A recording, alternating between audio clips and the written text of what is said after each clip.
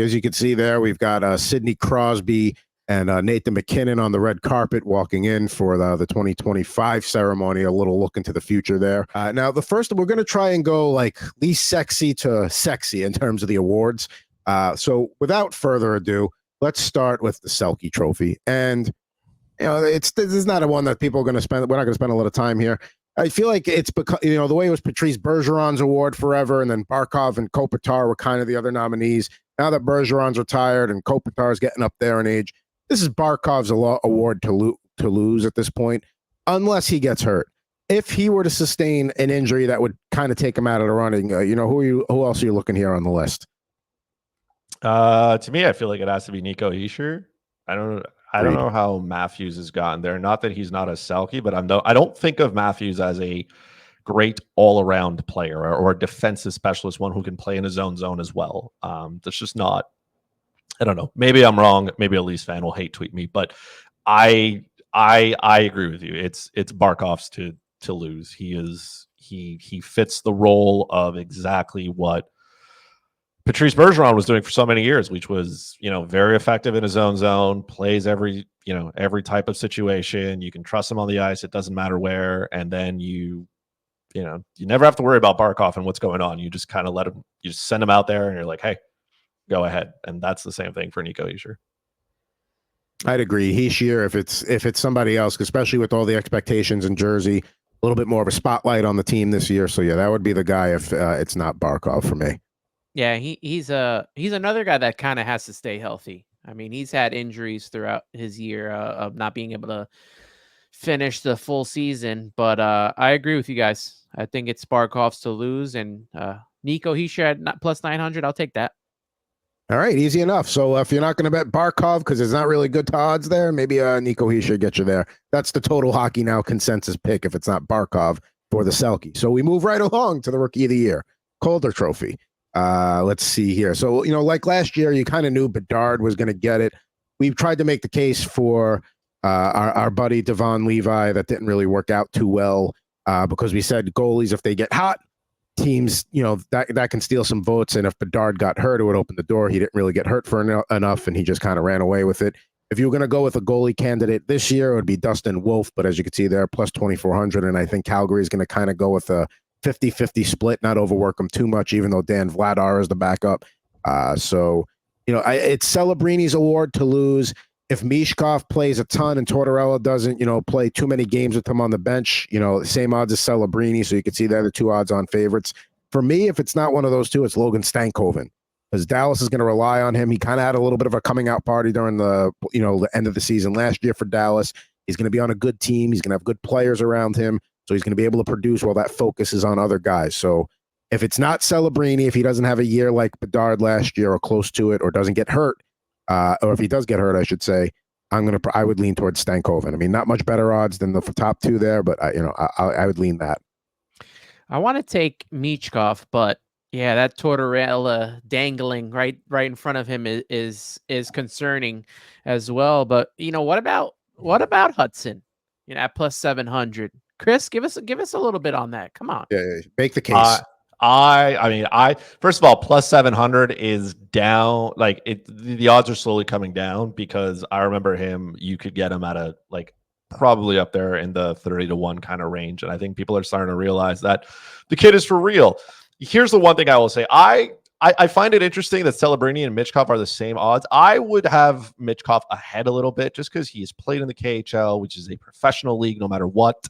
I feel like the structure for Michkov is a little bit better than Celebrini, but again, the John Tortorella effect is right there. Stankoven, I think, is good because he's probably on the best team. So if there's any way that he can be part of that success, right? If the Dallas Stars are having success and he's part of it, then, you know, good stuff is going to happen. But to me, like, Lane Hudson is definitely in the conversation. It's going to depend on how many games he plays and how meaningful that they are.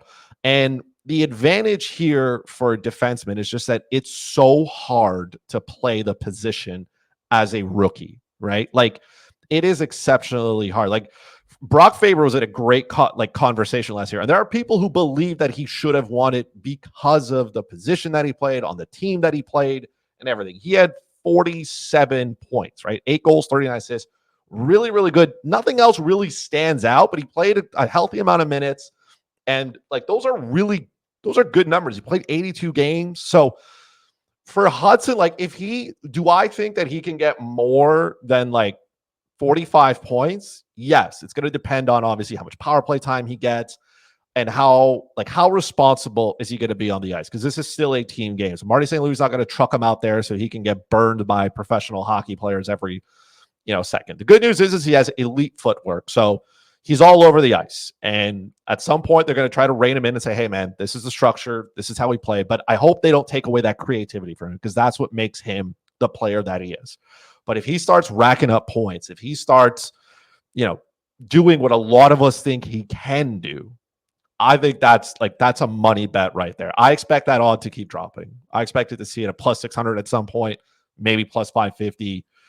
I think this is the odd that's going to get. But because he's a defenseman, like it would take probably around 70 points rather than Mitch Celebrini to kind of take it, which is pretty good, right, in the modern day NHL.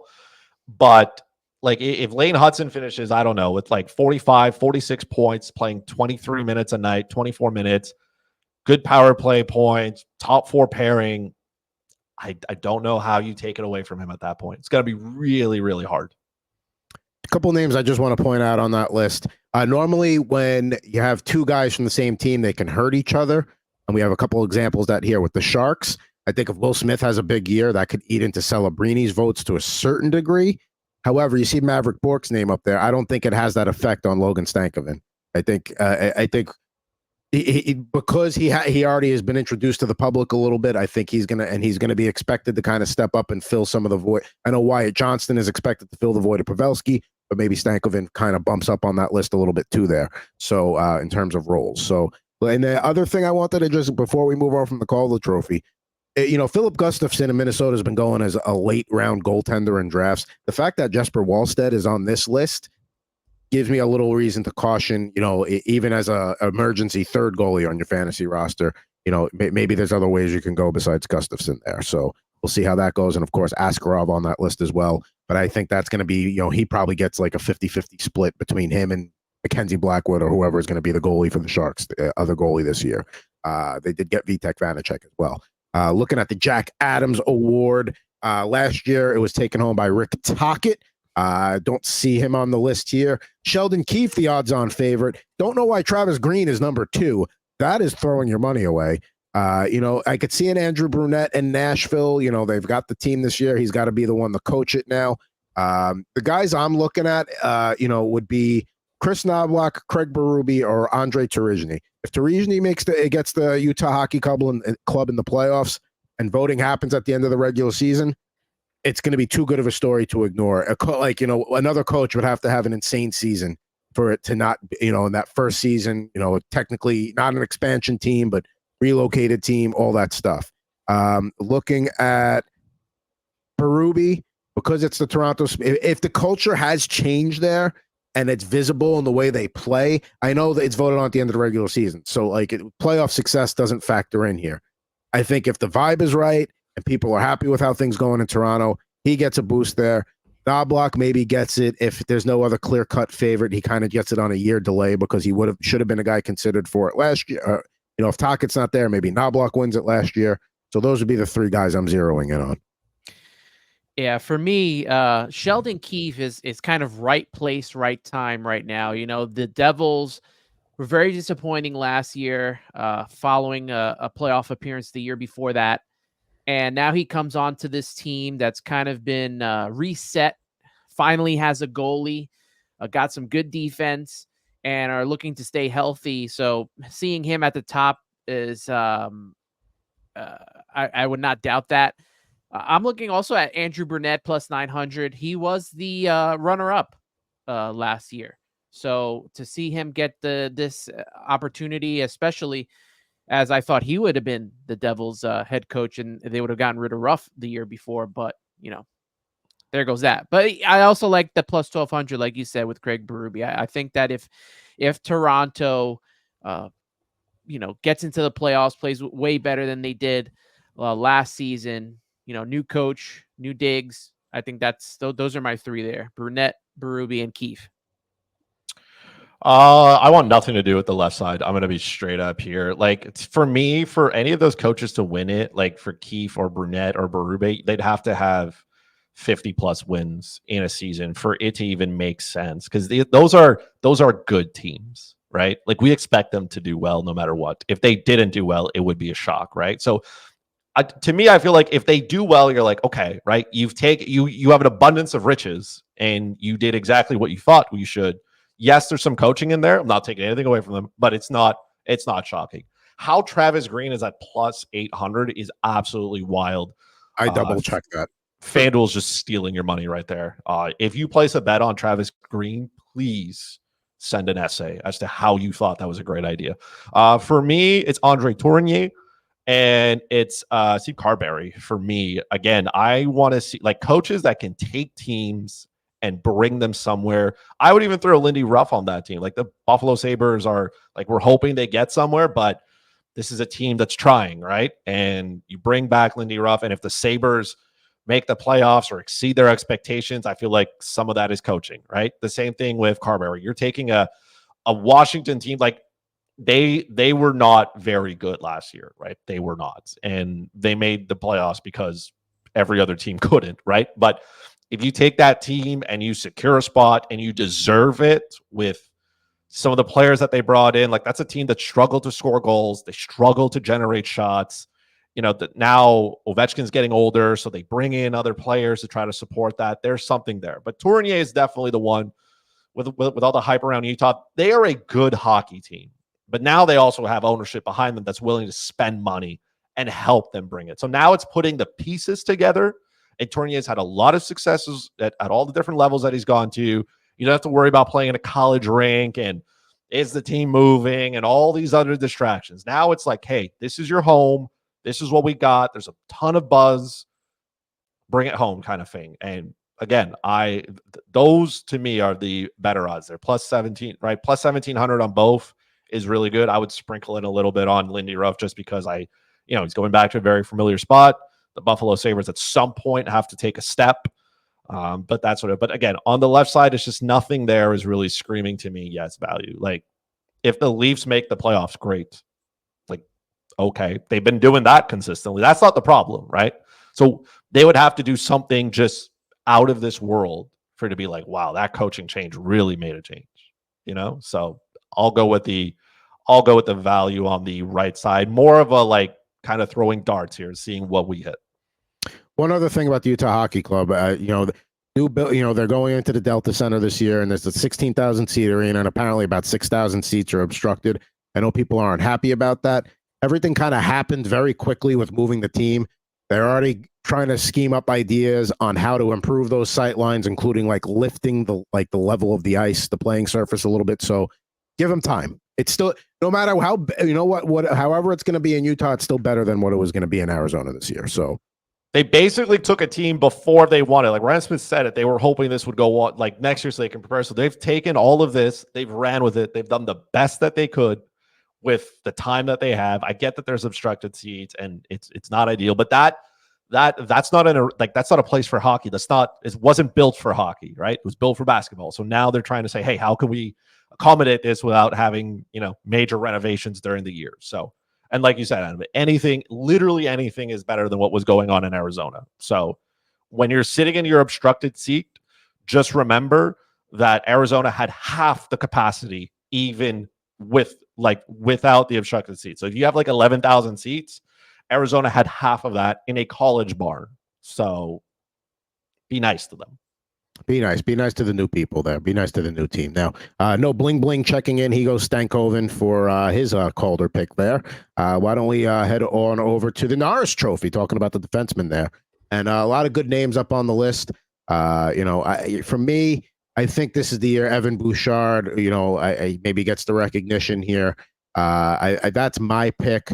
I mean, Roman Josi also deserves some recognition, and maybe with Nashville being the darling team that everybody's going to watch this year, maybe he gets a little bit of a boost in that regard, because I expect him to play just as well as he have. It's just a matter of whether he gets the recognition or not. Looking at the right side, if Noah Dobson has a year like he had last year, that's a guy you could consider. Victor Hedman as well new captain in Buffalo there, Darlene. But just going, Quinn Hughes, I know got it last year. It's tough for guys to win it 2 years in a row, especially when you're in a, you got a quality other options here. But for me, I would go with Evan Bouchard in Edmonton, running that power play, the amount of points he's going to get, the amount of minutes he's going to have to play, because that blue line is super thin. So that's my pick right there.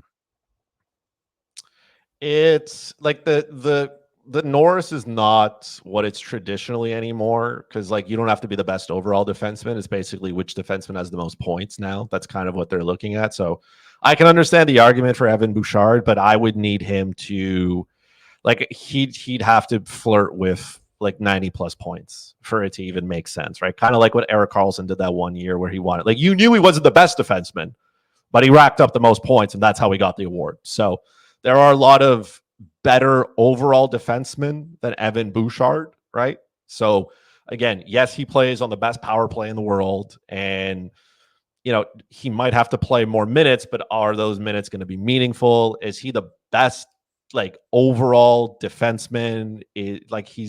I'm not putting him out there to kill penalties and stuff like that. There are lots of things that kind of limit him to not just a one-trick pony, and even the trick that he does is elite, right? Like, it's good. He's got a bomb and he can rack up points, and I'm okay with that. To me, it's Cale Makar's award because he's so good just overall on the ice. He can rack up the points. He can play all those meaningful minutes. He can play those different, mostly the power play, a little bit of penalty kill here and there, but that's not where I want him.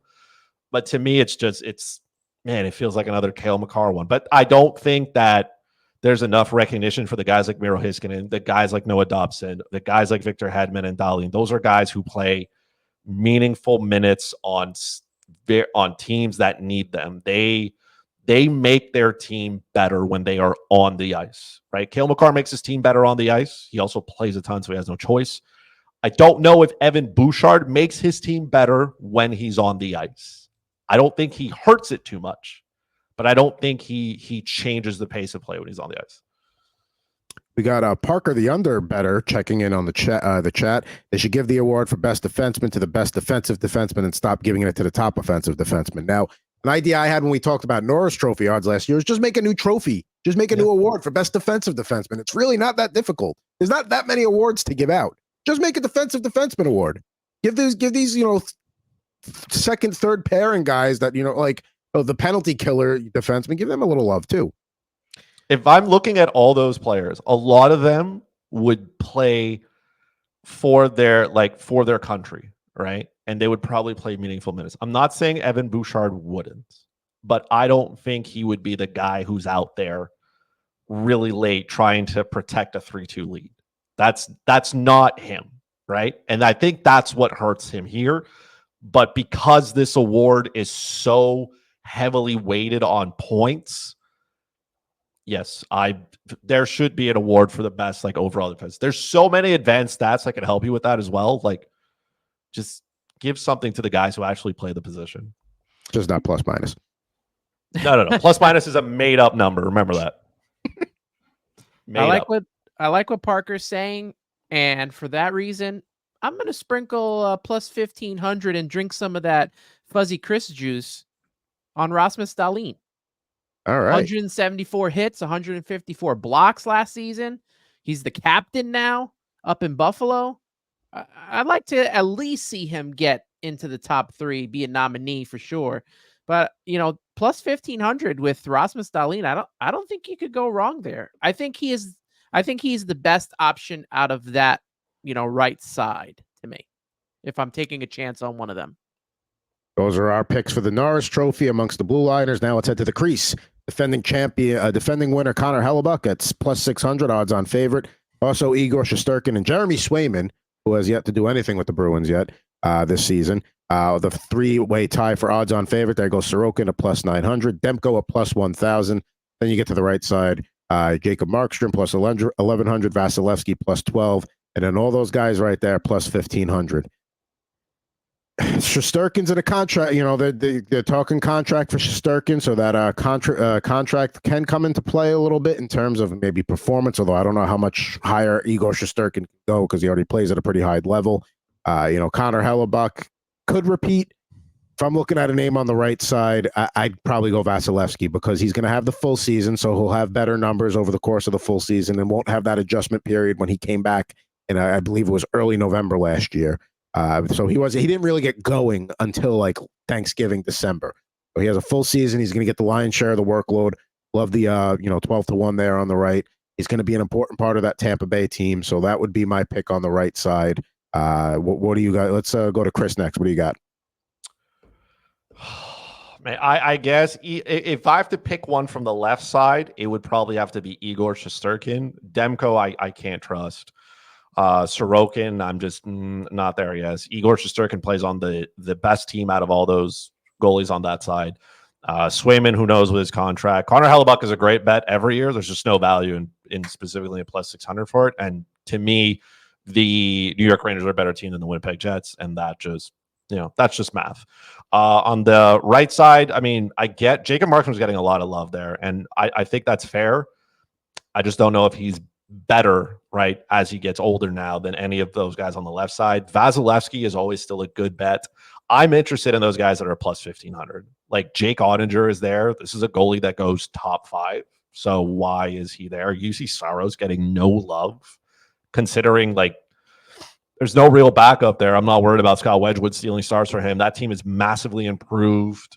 They're expected to do well. This is a team game overall. He can probably go get the stats, right? Plus 1,500 is definitely a choice there. I would probably sprinkle a little bit on Saros, a little bit on Ottinger. They are really good. You can also put Sergei Bobrovsky in that conversation as well. He's right there. He's on a really, really, really good team. I don't understand why the odds are so like behind for them when I consider them probably more on the left than they are on the right. It's interesting. Yeah, plus 600 for Shesterkin, who's probably going to be playing out of his mind for that contract, is probably the best of that left-hand side. Yeah, I don't know why Demko should be far below even Saros and Ottinger, I would think. And Sorokin's just going to have a tough time because, he's playing on the Islanders, unfortunately. So that's going to be tough for him. I do like Vasilevsky, like you, at the plus 1,200. So I'd sprinkle some on that. And I would sprinkle some on Saros and Ottinger. And maybe Markstrom. Maybe Markstrom. But I think he's a little high too for right now. I think it's because of, the offseason and the Devils and stuff like that. But Vasilevsky is a very safe pick from the right side. And so is Ottinger and Saros to me. Now, I think Markstrom is certainly going to play a lot, but when they see opportunities to, give him a night off, keep him a little bit fresher, they're not going to hesitate to throw Jake Allen out there. So maybe that games played becomes a little bit of an issue compared to other guys in terms of for Markstrom there. So there's our Vezina pick. We got 3 to go here. We'll get the link for the 10-team mock draft in the chat shortly. First up is Art Ross trophy odds, and let's face it, this is always Connor McDavid's award to lose at this point, as you can see by the minus 160 there, and everybody else's plus odds. So in a season where McDavid doesn't play enough games to lead the league in scoring, who are we looking at here? Left side, right side? For me, and not to step on Anthony's toes here, but if you get a healthy Hughes plus 75 games, I love that at plus 3,000 because he's going to rack up goals. He's going to rack up assists. So if he plays 75 plus, it's Hughes. If it's not Hughes, I think, it's not, a ton of value, but it's tough to not look at Nathan McKinnon for that to take home the Art Ross. Same. If McDavid can't go for whatever reason, I think it's just Nathan McKinnon's. Colorado's going to look real similar from last year, but a little bit worse because they just still don't have the depth, and they're going to roll McKinnon and Rantanen out there as much as they can, and their top 5 players are going to play as much as they can, and you can't slow them down on home ice. So I do think that Jack Hughes can at least flirt with it, right? The problem is that McDavid is so good that you need McDavid to not be himself, and I don't know how that happens. Yeah. He just hasn't been healthy for me enough for Jack Hughes, for me to pick Jack Hughes. He's got to give me at least 1 or 2 years where I see him play a full, slate of games. He's been hurt every year, so to put money on him, just doesn't seem right. Obviously, the line is Connor McDavid, Nathan McKinnon, but when you're going to be on a line with Jake Gensel and Braden Point, I'm going to sprinkle some money on Nikita Kucherov there. I like that line, and I think he's going to get a lot of points like he did last year. I mean, wasn't last year he was in charge for most of the year? So I'm going to go with Nikita Kucherov, especially on that was probably one of my favorite lines with him, Braden Point, and Jake Gensel. I can't go against Kucherov there. I like it. It's arguably, I mean, not so arguably, one of the top lines in the league. I mean, I haven't really thought about who the top lines are, but that's definitely got to be in the conversation. So there we go. There's the Art Ross. Let's get the Rocket Richard trophy up on the screen here. And, who's going to lead the league in scoring? And we know Austin Matthews last year was flirting with 70, didn't quite get there. We were hoping for it. But looking at some of those other names on the list, we got Pastrnak, Draisaitl, all the names you would expect on the right, the pure goal scorers. For me, the easy answer is Pastrnak. He's got Lindholm, centering him now. That Boston offense continues to run through him. But if we're going to pick a longer guy on the right side, it's Philip Forsberg for me. Because he's going to, he was one of their top scorers last year. They're going to lean on him again. He's, no worse than a second-round pick fantasy-wise in terms of production with goals and assists. He lights the lamp. And, yeah, I know Stamkos is there, but like we talked about in previous episodes, now teams aren't going to be able to necessarily just focus on that Forsberg, O'Reilly, Nyquist line. They're going to have to account that Stamkos is there too, so maybe that opens up a little bit more for Forsberg. So for me, it's Pastrnak or Forsberg. That's fair. Again, I feel like this is another one where Matthews wins it unless something happens to him. On the left side, I'm going to give my money to Kirill Kaprizov. I think that he's still getting there, but it wouldn't shock me to see an explosion of like 50 plus goals. I understand that it's going to, he's not a 70 goal player, but I mean, if you're hitting 70 goals, your name's Austin Matthews. So then you rightfully deserve to win the Rocket Richard. If I had to pick someone from the right side, I would go with a little bit longer shot here. I'd go with Mikko Rantanen. And I don't feel like that's a long shot just because he plays with McKinnon. And, Rantanen can score goals. Yes, he can rack up points, but he can also score goals. And McKinnon can feed him the puck on the power play. Cale Makar can feed him the puck on the power play. My expectation is probably Jonathan Drouin gets the start on the top line with Rantanen and stuff. So there's that, and Drouin can pass the puck as well. So Mikko Rantanen is probably in the best spot on that right side. I'm not going to take anything away from Forsberg or even Braden Point because he's got Kucherov feeding him. Zach Hyman would need a ridiculous amount of goals again and that happens because McDavid and Draisaitl are feeding him.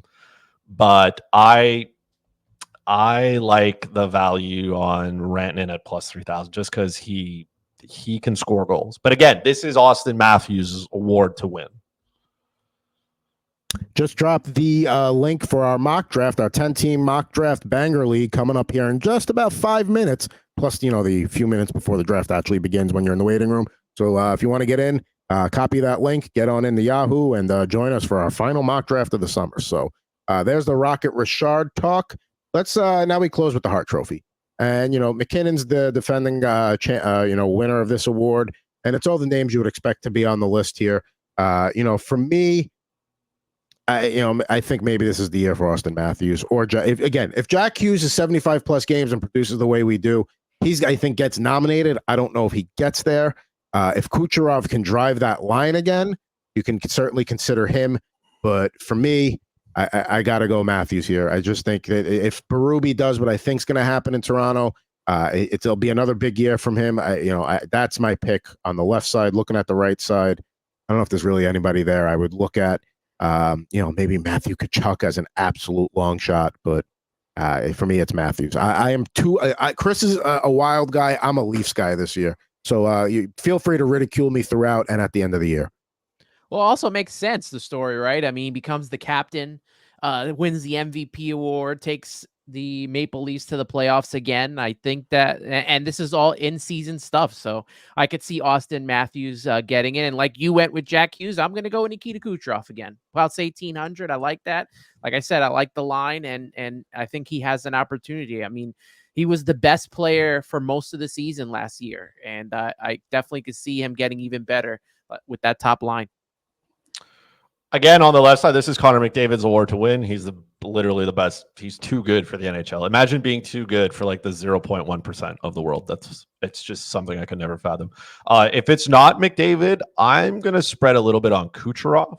If Kucherov can put up numbers similar to what he had last year without Stamkos and with Sergachev out of the picture, like that's, like people keep trying to knock Tampa Bay here because of the pieces that they've lost, but if Kucherov can still drive that team and still bring it somewhere, like you got to at least respect him, and you got to say, hey, he's part of the conversation there, because Tampa Bay is going to need more from some guys, and Kucherov is already giving them way more than any other player almost in that Atlantic division. I understand the want for Matthews, but Matthews is also surrounded by some great players, so I'm going to take that away. On the right side, again, if we're swinging, I'm swinging for the fence here.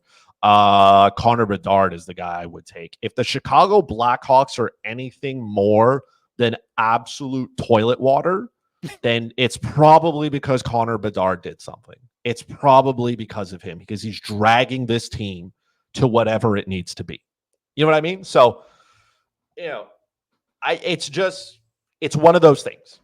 If he's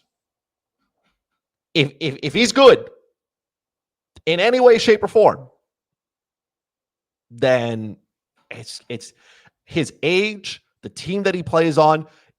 Imagine the Chicago Blackhawks being just decent, not terrible, like bottom feeders, just decent. And what if Bedard has flirts with 100 points? I'm having a hard time taking it away from him. For long shots, you make the argument there, and he has that year, like you said, he's actually got some players around him. The Blackhawks actually have an identifiable first, second, third, and fourth lines this year.